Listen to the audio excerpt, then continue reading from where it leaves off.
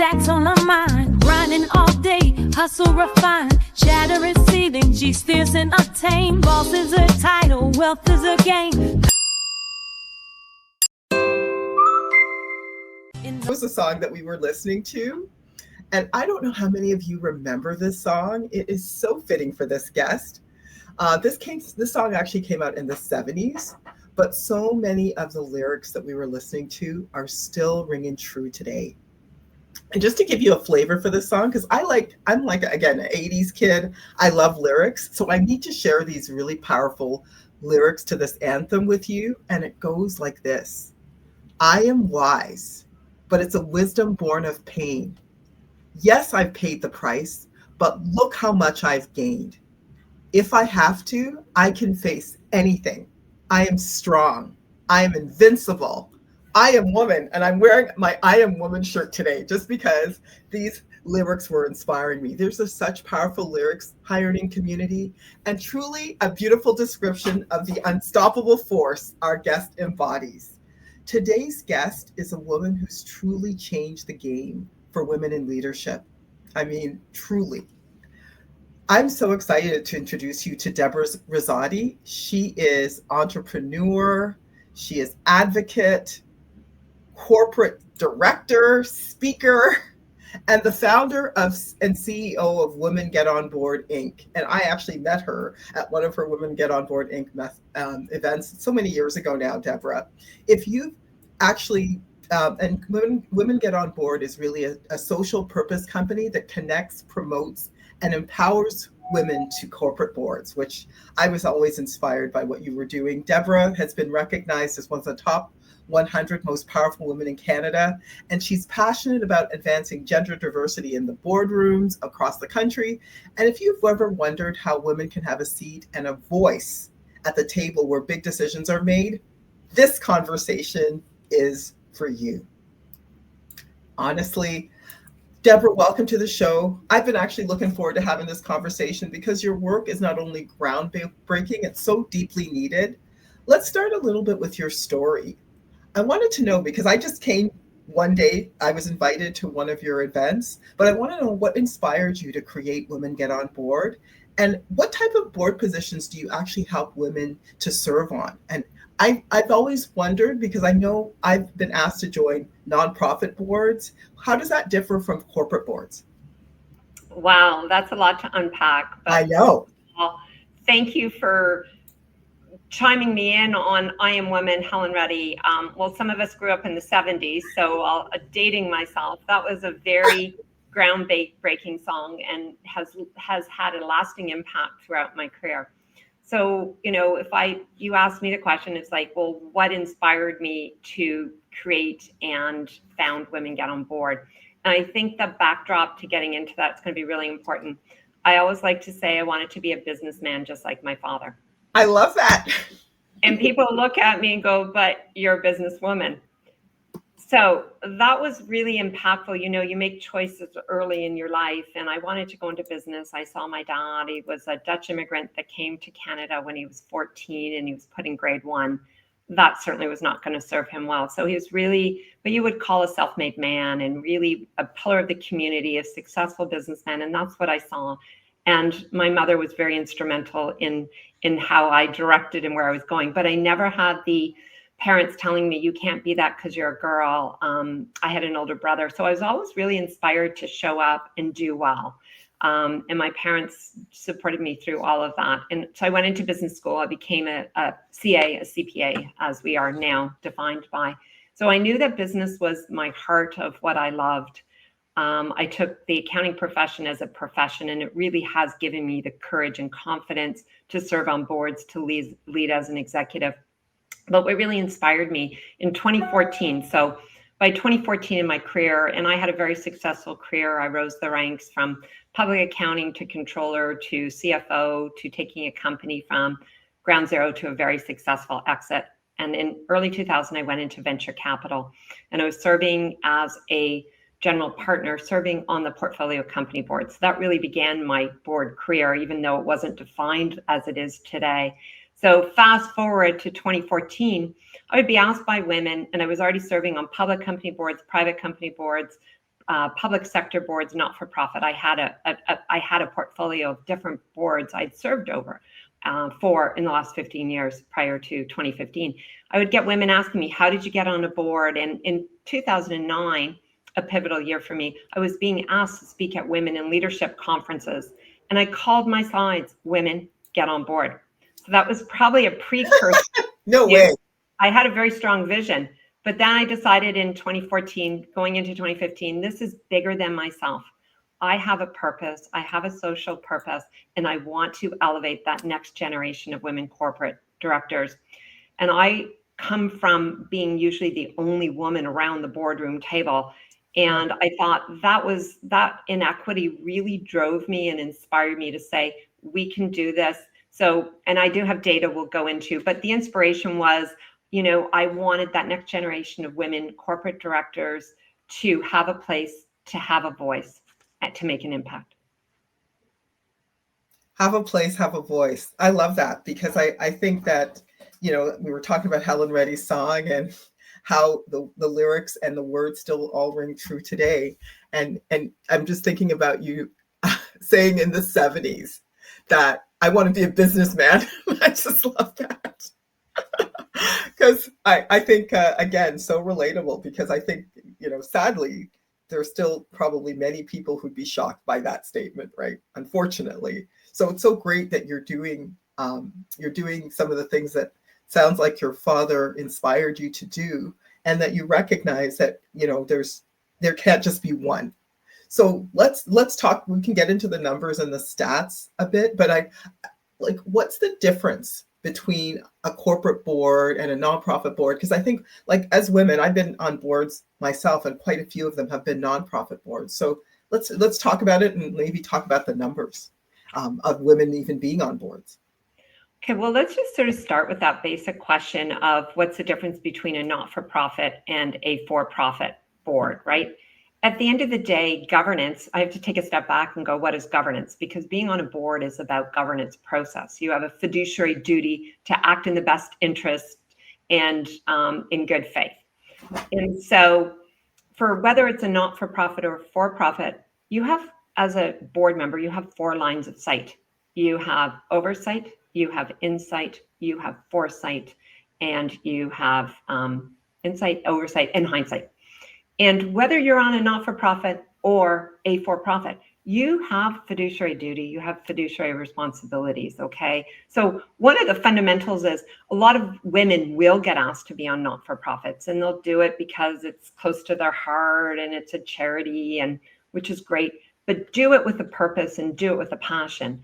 And don't fill your plate with too many not-for-profits, because you will be defined as the not-for-profit girl.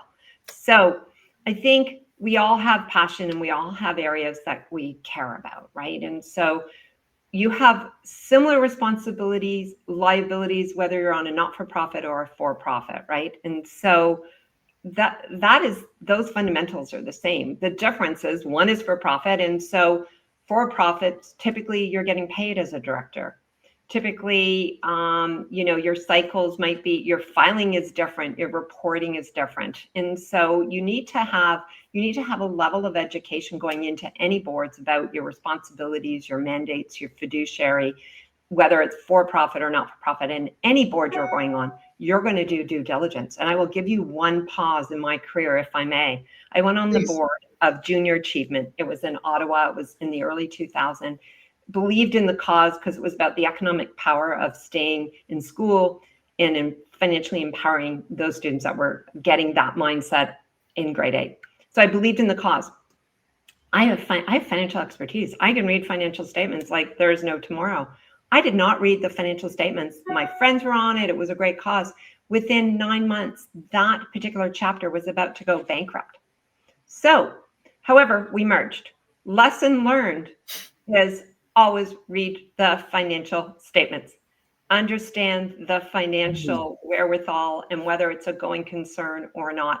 And I'm sharing that with you because I have financial expertise. I could have, but I got caught up in the cause. I got caught up in being in that.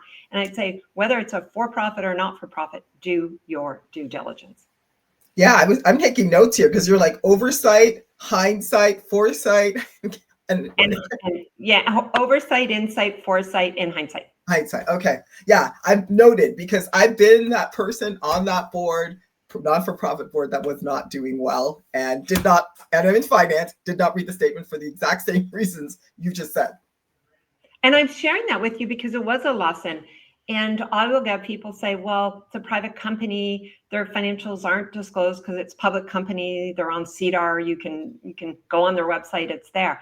But I always say, if they're not prepared to give you the financial statements, say, I'll sign an NDA, a non-disclosure agreement. And if they're not prepared to give you the financial statements, guess what? You're not getting on that board. Because how can you possibly join a board without understanding the financial position of that organization or that company? No, you're 100% right. And I think that it's important it's important to understand that you are a fiduciary. And I don't know if when people join boards, women join boards, that it's not just about the cause. And so it's really important that you make that very important lesson that you talk about, because I don't think women often think about it. They may have feel honored to be asked to be on a board. So now let's talk about, you said for-profit versus not-for-profit. Let's talk a little bit about that and boards, and even how women are represented on those two different types of boards. Well, let's talk about not-for-profit. There's another area that you want to do your due diligence. I always say there's the 3 G's of going on a not-for-profit. Okay, you're going to give your time. And a lot of them, if they're fundraising foundations, you're going to give your time and you're going to give your money. Yeah. And not only are you going to give your time, give your money, you're going to get other people's money. So if you don't give and you don't get, you're getting off. You say that again? If you don't give, you don't get? If you don't give and don't get other people's money, then you're getting off because you're not filling your mandate and your commitment. Correct. That's correct. You need to understand, if it is a not-for-profit, is there an expectation not only of your time, is there an expectation of that you need to give money as well, and then fundraise and get other people's money. That's right. So go in knowing that, and not all not-for-profits are foundations or charities. They have other mandates, but be very mindful of that.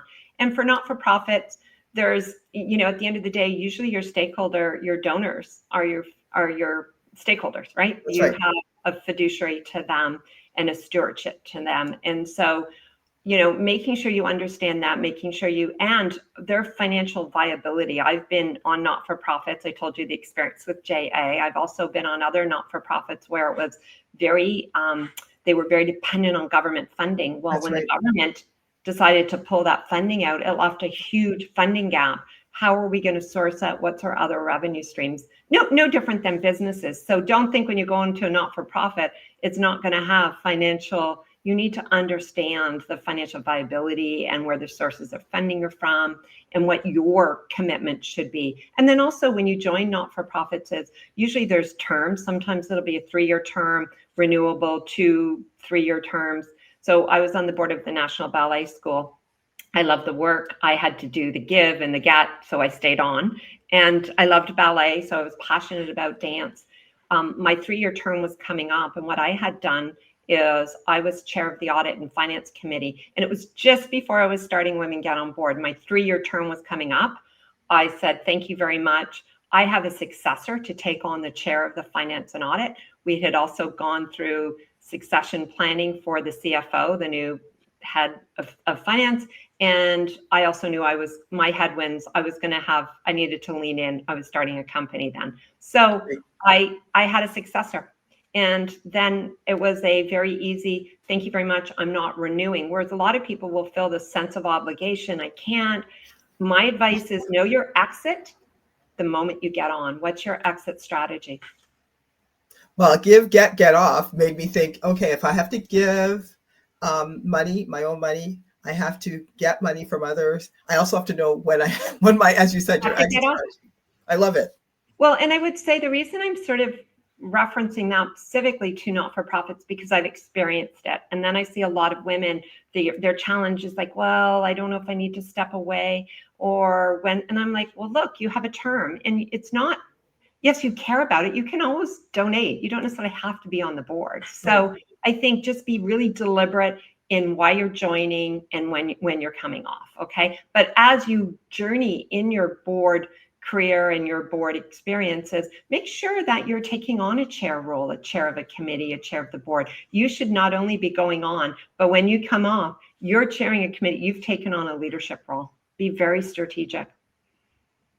So I appreciate you talking about that, because I've been that person on a board and a charitable board and felt obligated to stay and not coming in with not just a bleeding heart and wanting to help, but having a strategic plan for how I'm going to, take a leadership position in that board. So I think this is important advice that we're passing on to the community. And anything else you want to say around that? Well, I think I'd move to corporate boards, if I may. Yes, please. I was going to say, now we know that not-for-profit means probably you're not going to be paid. You might have to be the person paying, like donating. So let's talk about for-profit. But what I would say, it goes beyond that. I would say, for me, the experiences I've had, I've been on 2 board of governors, one for Carleton University, one for my alma mater, which was Brock University. I've been on a multitude of different not-for-profits. But what I would say is the community that you build outside of your day job, out of your community and the work that you do is phenomenal. So I always feel like I've gotten more out of serving on not-for-profits than I think I gave, but I know I gave a lot. But the community and the experiences and giving back is phenomenal. And so I didn't want to take away, because that's really, really important element of it. Moving to corporate boards, there's private and there's public company boards. And what I would say is, I'm getting the sentiment from a lot more people say, oh, I don't want to go on public company boards. There's big liabilities. You're public, and especially if you're in Canada, but then if you end up serving on a board in the US or it has a US subsidiary, there's, litigation, there's a lot of issues, public filings, reporting, challenges that go with it. So you know what, you have to be prepared. If you've never been in a public company, you don't understand how public companies work, maybe your first board might not be a public company. Right. And so the fiduciaries are the same, whether for-profit, private, public, not-for-profit, public sector, you have a fiduciary duty. But there are within industries, depending, like very regulatory compliance, understanding what the issues that company is facing in their sector. So, and there's a lot of disclosure. So if you go on a public company, you can do all of your research, you can do all your due diligence, because all of that information is available because it's a public company. You know what the board compensation is because it's in the management proxy circular. There's just so much to know, but make sure you understand, all about the company, the industry, the D&O insurance, the indemnification. There's a lot, so if you're just joining a board and you're going on a public company board, make sure that you do all the due diligence and you understand what that company's industry is and what the regulatory frameworks and compliance that company needs to follow, because it can be scary. Another thing that I'm sure probably intimidates women from joining boards. So how do you recommend that women navigate? Because you were saying clearly understand the industry, understand the type of company that you're joining. Is it a public? Is it a private? What are the compliance issues related to that company? So different things for women to look out for when joining a board. And I think that it's so wise of you to just kind of help women who might be thinking, it's one thing to join a not-for-profit board. Maybe they don't realize that the liabilities and the implications are the same because you still have a fiduciary responsibility. But at the same time, why is it important for women to join boards? Why does it matter? Well, it matters at the end of the day. I am woman, hear my voice. I'm strong, I'm invincible. When you're at the table and when you have the ability to have an influence, that gives you power, right? So by virtue of being in those rooms, that's where decisions are made, right? And if we always let others make those decisions, you're a spectator always. So you've got to get into the arena, but you've got to be prepared. So maybe you have mentors, you have people that have been in the boardroom. Maybe you have a sponsor that opens the door for you to get into the boardroom. We have at Women Get on Board, we have a mentorship program, and that is geared for matching aspiring women corporate directors with accomplished women corporate directors. We also have a board ready series. We have a lot of guides, resources, everything from how to write your board resume to, what are the benefits of serving on a not-for-profit to what are the tips of being a new board member. So we're always, as you mentioned, our 3 pillars are to connect, promote, and empower. And that empowerment piece is so, so important. But I can tell you, I've learned a lot. I've learned from sometimes the best and the brightest. And I've also learned from those that their behaviors weren't quite the best and the brightest. And so I've frontiered in a lot of ways. I've asked a lot of questions. I've evolved my board career. I've done board certification, training. I continue. I'm still on my board journey, right? I haven't ended it, but now I don't want to be just yet another chair of an audit committee for a public company. That's a pretty high profile, pretty responsible role, but I've been there and done it. And now if I get asked, they say, well, here are 3 other women, right? Here are 3 other women you can consider. So, I think it's important as you evolve in your career and your board journey, you go outside your comfort zone, you take on new roles. And I've done that. And it's been one of the companies I was on, I joined and they thought I was going to chair the audit committee. It was a public company. It was during COVID. I was meeting my colleagues all on Zoom and they were forming a nominating corporate governance committee post the AGM. I said, that's the one I'll take. So I put my hand up and they're like, oh, and then it turned out I ended up being the lead director. And then I ended up being the chair of the special committee because it was going through a private transaction. So I was always putting my hand up. Did I know the answers? No, but I knew how to lead process. I've been in training. It's like you're training for a marathon, and you train and you train and you train. And then when you get there, race day, you're ready for it, right? But you're not going to do everything. And this is what I was going to say, because here it is. You're obviously trailblazing in this area. You saw this gap, you created this movement. And I just think for so many women that are listening, whether they're executives or entrepreneurs or even professionals, there's sometimes this hesitation that I wanted to go back to about whether I'm even qualified to serve on a board. And I'd love for you to talk a little bit about what to say to a woman who's just curious, but really not sure if she's even qualified about putting her name forward. Well, first of all, let's get over ourselves because we are qualified. And I do not want to do kind of women versus men, but I can tell you a man will get asked and they won't say I'm not qualified. They'll look at their watch and Facts. say, let me just check my time. Facts. And so as women, you might get tapped on the shoulder. Open that door and ask. The question might be, well, why did you consider me? What do you think I'm bringing to the board? I'm very honored. Tell me more about it, right? Because you can always say no, but open that door. And you know what? And if it's not for you, it's not the right fit. It's the wrong, you don't have capacity. There's conflicts. All you need to do is say, thank you so much. I'm not interested because I don't have capacity. I'm not interested because I have a conflict. And you say, and here are the 3 other women.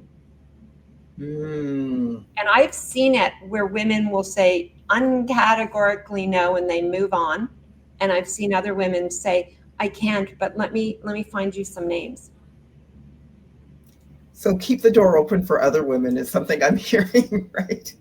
So because you've kept the door open for other women, that's how you started this movement. And if you're saying find out more about the position is also what I'm hearing. Before you say no, find out why they chose you. And if you don't think you're the right fit, don't forget or consider putting other women's names forward to keep that opportunity open for other women to be at the table, which I think is so powerful. Well, and we hear the term sponsor, and sponsor is about someone who talks about you when you're not in the room. Right. So the last public company board I got on was through a sponsor. I'd been on another board with him. He's calling me from Switzerland saying, hey, I've got a board opportunity. I think you've got to meet the chair. I said, okay. And of course, you have to do your due diligence. But right away, he thought about me. I'd been in the boardroom with him. He saw what I brought to the table. And so I went through my due diligence, and it was the company I was telling you. I joined during COVID.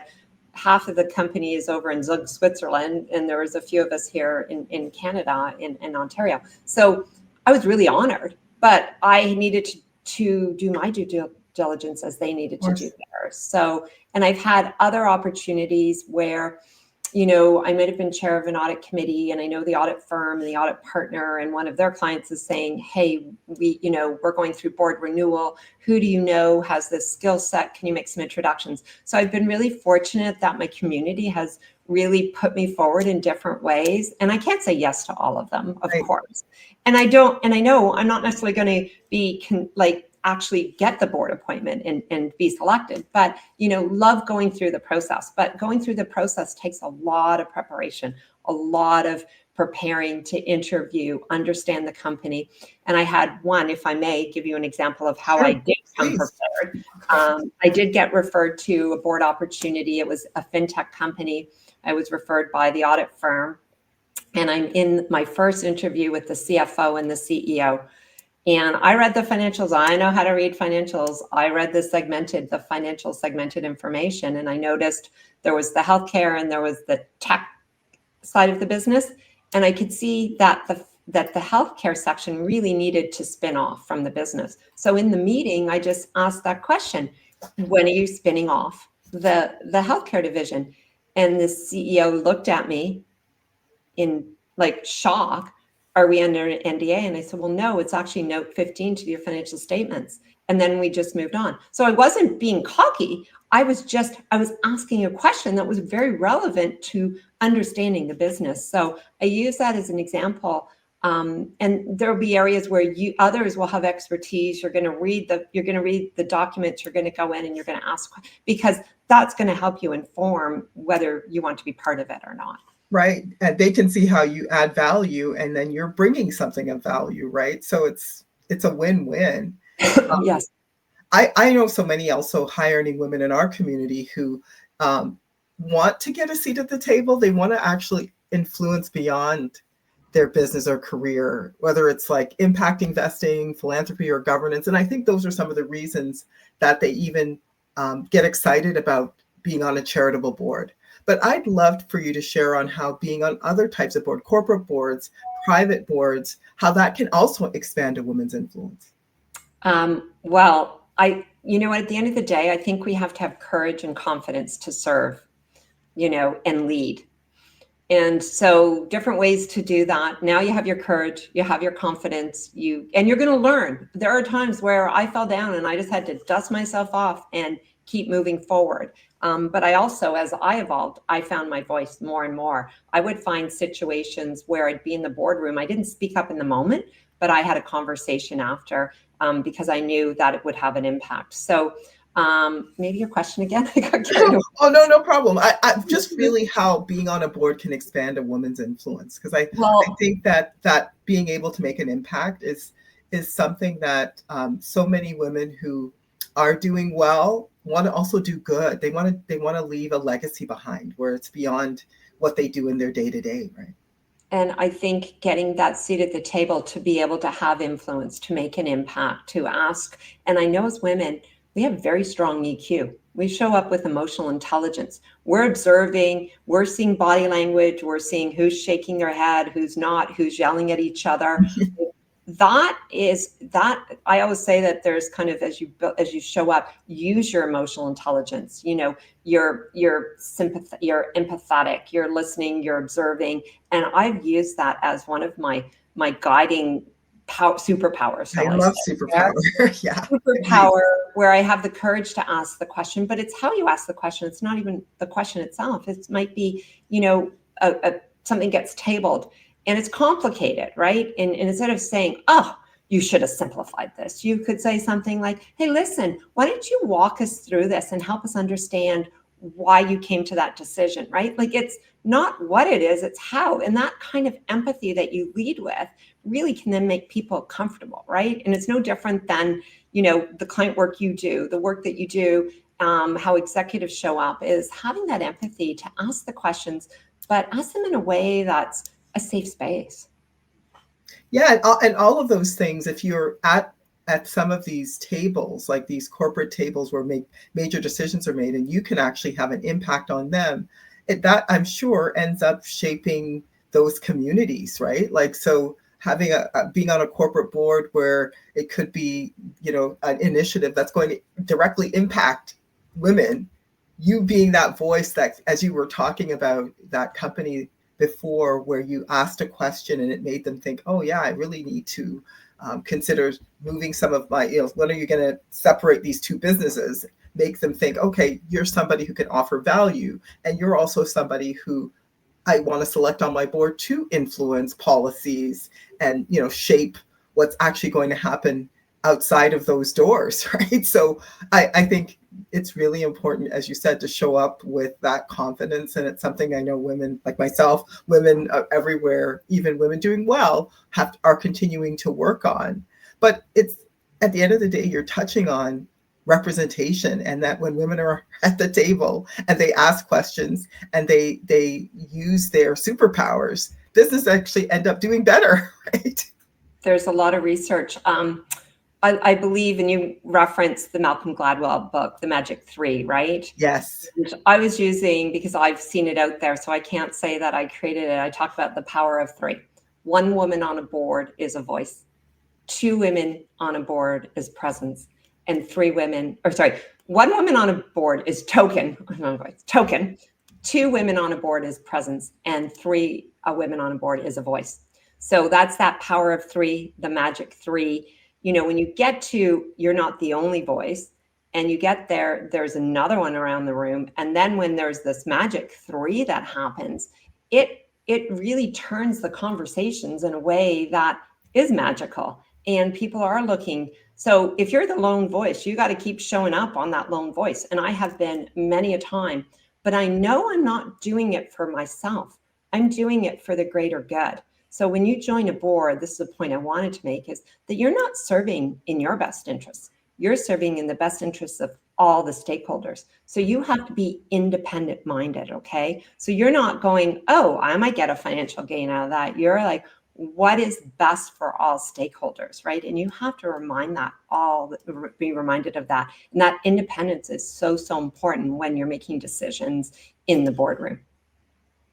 No, 100%. Because when you were talking about that, just so the benefit of our community who might not have heard me talk about Malcolm Gladwell. So Malcolm Gladwell has this amazing book out right now. He did The Tipping Point, and now he's done The Revenge of the Tipping Point. And so there's this whole concept that the tipping point happens when you have three people. One, as you mentioned before, Deborah, is just a voice or presence. Nobody cares. Two, you're getting a little bit more representation. But three is when you can actually make change and your voice is more listened to. So that kind of goes back to the whole point you made earlier, why you need more women, that you're, even if you turn down a board position, that you're giving this opportunity to, actually have representation on the board and be able to make change in those environments where ultimately they're going to end up impacting us on our day-to-day. So I would love to, because we want to encourage more and more women to join boards, let's shift gears for a moment and talk about some of what you identify as the best opportunities for women right now who want to step into board and governance roles. What are out there for women? Well,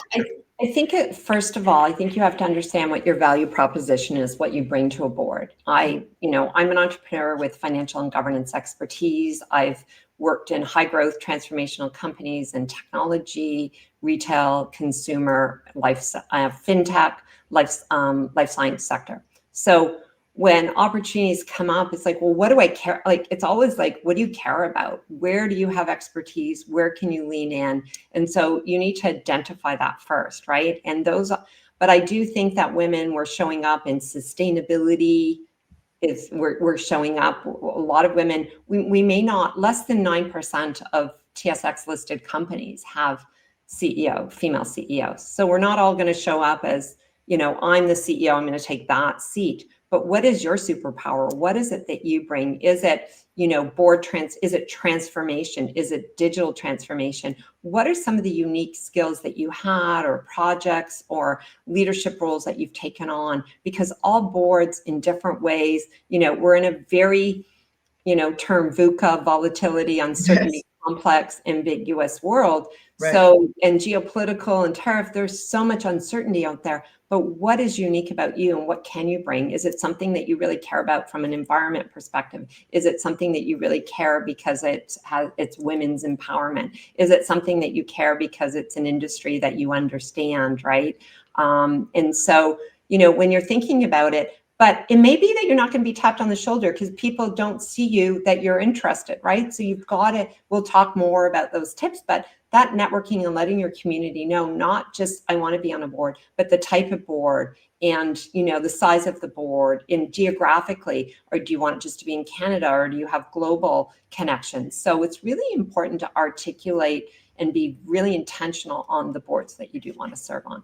Yeah. So really putting yourself out there and talking yourself up and talking about your skills. Again, skills that we as women, we are always wanting to practice more and more to build that confidence. What do you think because I think, again, that little voice inside that says, am I qualified? Should I be able, am I in a position to even take a position on a board?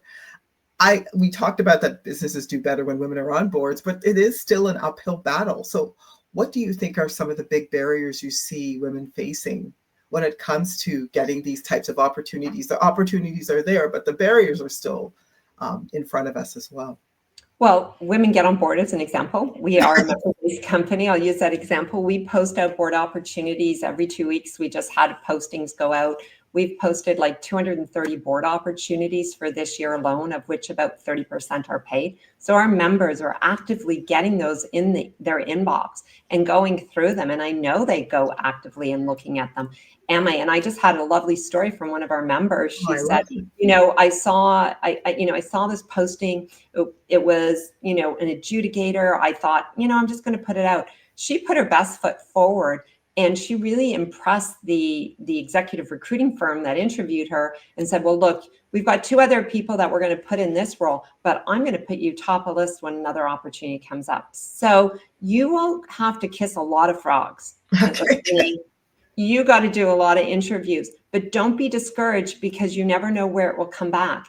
And if you get a no, you ask, why no? Well, Jackie, we really liked you, but we have someone else with that particular skill set. Or Jackie, we do this, but actually we have an opportunity over there. So you got to go out and you're going to get no's, especially for paid board opportunities. Yes. But keep exploring and expand with your network. Tell your network, let your network know. So knocking on some doors and not getting discouraged seems like a really sage advice for someone who wants to get on the board. And of course, joining Women Get on Board. And I think that goes without saying. And that's encouraging. Now, I want to say for people who are like, before I join Women Get on Board, and how do I get board ready? So I want to do this. I feel like it's time. I'm listening to this. I'm encouraged. Helen Reddy's kind of pumped me up and I'm ready to go. So someone listening right now, what's the first 3 steps you'd recommend they take to get board ready? Okay, I thought about it. I prepared and I thought, I could answer it in so many ways. But I would say the first step is make sure you understand, which we talked about early on, your fiduciary responsibilities, the role of the board. There's a lot of governance, education, and certification out there, and there's no shortage of information. So make sure you're grounded. I call that master the foundation. And then number 1, and then secondly, make sure you understand what you bring to the board. That's your value proposition. We just posted out an e-guide and a blog on articulating your value proposition. So follow Women Get on Board, go on our website as well. And then the third tip I would say is be intentional. Be intentional and know what boards you're interested in and serving, and then cultivate your network to marry up your intentionality with your skill set to determine what boards that you are suited for you, but also how can you get connected to them. But don't give up. Be persistent. You deserve to be at the table. If we show up and say, hey, I'm not sure, well, no one's going to consider you, right? It's like Barbie, the Barbie movie. I'm not good enough. I'm not smart enough. Exactly. Well, you know what? We're just enough. Exactly. And I honestly, now I understand, as we've talked through this podcast, I just think, Helen ready, I'm ready, right? This is such great advice. There's no time like the present. There really isn't. There really isn't. Because you know what? Perfection doesn't exist except, of course, in our minds, right? We just have to keep practicing and we get better. Practice makes perfect, right? And I just want to thank you so much. This has been such great advice. Recognize that, I hope the ladies listening to this, the high earning women listening to this, recognize that becoming a board member isn't just about prestige. It actually is more about power. It's about influencing what's happening in our world and leaving that legacy. And I have one other question for you, Deborah, which is, as you look back on your own career, and you've been serving on boards and creating women on board, what has that taught you personally about leadership and how to lead? I would show up, be authentic. You know, as Oscar Wilde says, you can only be yourself. So be authentic. You may not see people like you, but show up authentically. Always be prepared. Be over prepared, right? Never sort of wing it. Always be prepared, because that will give you confidence and courage. And then also make sure you are curious and you have courage to ask those questions, right? And be very deliberate how you ask those questions. So, you know, if I look back on my career, there were probably times where I just wanted to put my hand up and answer the question. And you know what? I'm now more, there's a saying called wait. I don't know if you've heard of that. No. Okay. So this is what I try to do now when I'm in boardrooms and meetings. It's, why am I talking? Why am I talking? Why? So this is what you're doing in boardrooms now? No, well, because there's these power positioning. It's, you know, are you going to be the first to talk? Are you going to be the last to talk? Why are you talking? Just because you want to hear your voice, or do you really have something to say? So, you know, there are times where people are in the boardroom and they might not be talking because maybe they're not comfortable, but you got to encourage that dialogue. So I always think about why, wherever you are, is why am I talking? Am I adding value? Am I contributing? Or do I just want to hear my voice? Do you find, though, that women tend to be the people who are asking themselves that questions versus men not asking themselves that question? I always want to say, why are you always talking? Well, true. And they're talking over each other and they're not listening. But if you could get a quiet moment in, because you have respect, and you may like, okay, I know we're all talking the same thing, but maybe we can look at it from this viewpoint. So you find the moment to weigh in, and you don't shame anyone. You really use it as a pivotal moment to bring everyone back in and say, okay, I understand everyone's got their viewpoints, but maybe we can come back to this point, right? And it's really important to be listening so that you can weigh in and have an impact.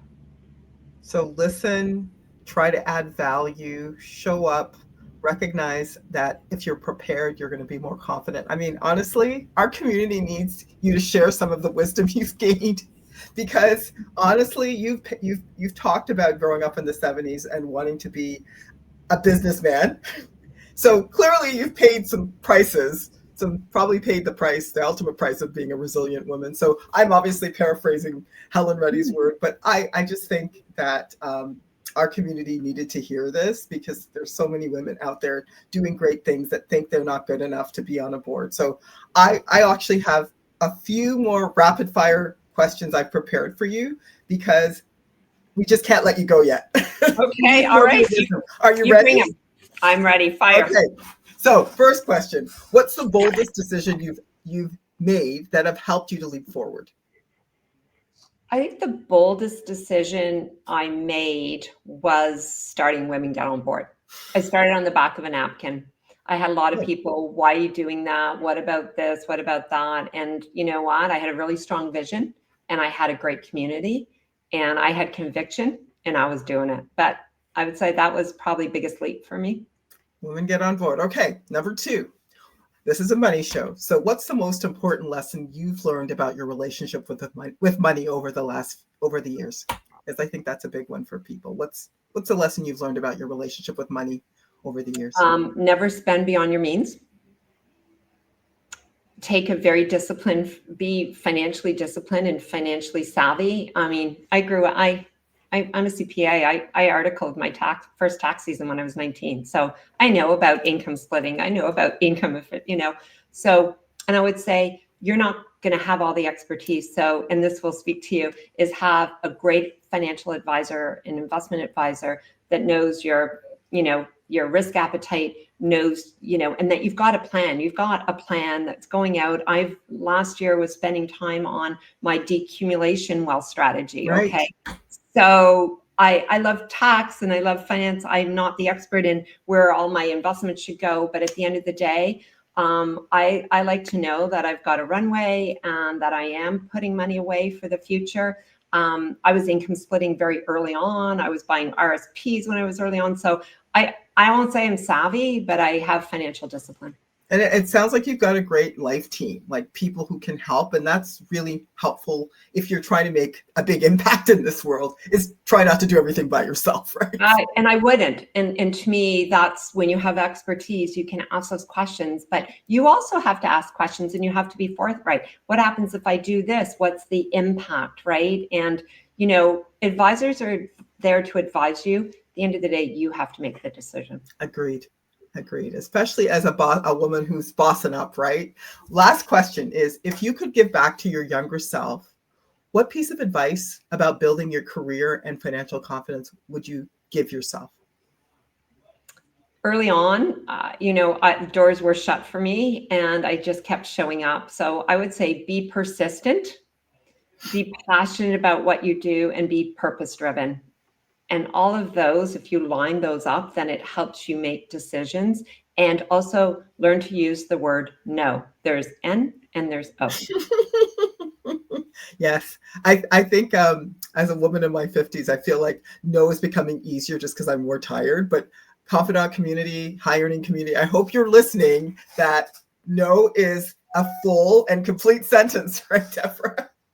Deborah, this has been such an insightful conversation, and you've given us not just inspiration, but honestly, a clear path forward for women who want to actually step into governance and leadership at the highest levels. And for those of you listening who want to learn more, check out Women Get On Board. It's an incredible resource and community. I've been to their events. They're amazing. And of course, we're going to link everything in the show notes. But to all of my high earning women out there, remember, the boardroom needs your voice. You're not just qualified, you are essential. You need a seat at the table. And Deborah, I just want to thank you again for being here and all of the trailblazing work that you keep doing. We need you. You're essential. Thank you, Jackie. You stole my heart. So community, confidant community, high earning community, thank you again for tuning into another episode of the High Earning Woman podcast. And if you've enjoyed today's episode, please share it with another powerful woman in your circle. And don't forget to like, review, and subscribe for more inspiring stories and practical insights. And also feel free to DM us if you need support on your financial journey. Remember, money is power, and you deserve to own yours. So until next time, keep building, keep earning, and keep living the life you want to be in touch with. Be in touch with you soon, high earning community. Bye, everybody.